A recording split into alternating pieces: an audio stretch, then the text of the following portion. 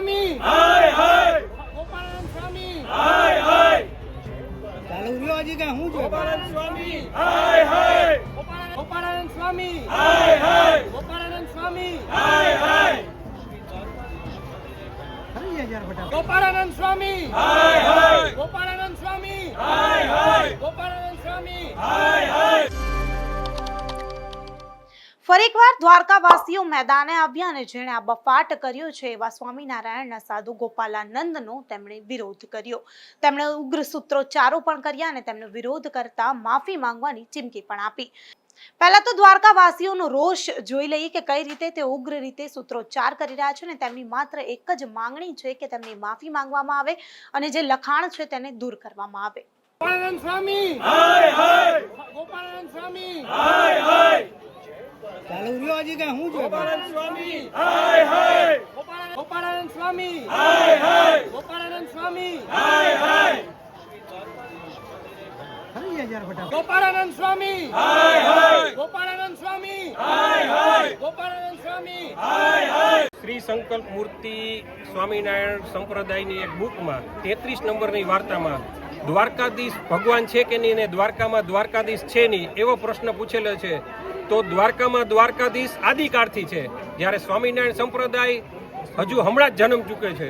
તો આ વસ્તુમાં અમારો દ્વારકાવાસીઓનો સમગ્ર વિરોધ છે અને આ જે સંપ્રદાયની બુક છે તેમાંથી આ 33 નંબરની વાર્તાનું પાનું રદ કરવામાં આવે અને તે વાર્તાનું પાનું રદ કરી અને વડતાલ સ્વામિનારાયણ સંપ્રદાયના જે એના અનુયાયીઓ હોય તે દ્વારકા આવી અને માફી માગે, નકર ભવિષ્યમાં દ્વારકામાંથી ઉગ્ર આંદોલન થાય તેવા સમાચારો થશે, જેની નોંધ લેશો.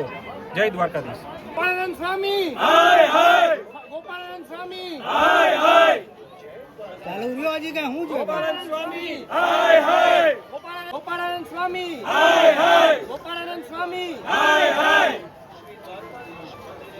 ખરી યાર ફટાફટ ગોપાળાનંદ સ્વામી હાય હાય ગોપાળાનંદ સ્વામી હાય હાય ગોપાળાનંદ સ્વામી હાય હાય સૌથી પહેલા તો સવાલ એ થઈ રહ્યો છે કે સ્વામિનારાયણ જે સંપ્રદાય છે તેમને કોણે હક આપ્યો છે? તેમાં જે અમુક સાધુઓ છે જેમ તેમ બફાટ કરી રહ્યા છે, તેમને હક કોણે આપ્યો છે કે કંઈ પણ ભગવાન વિશે કંઈ પણ ટિપ્પણી કરી નાખવી?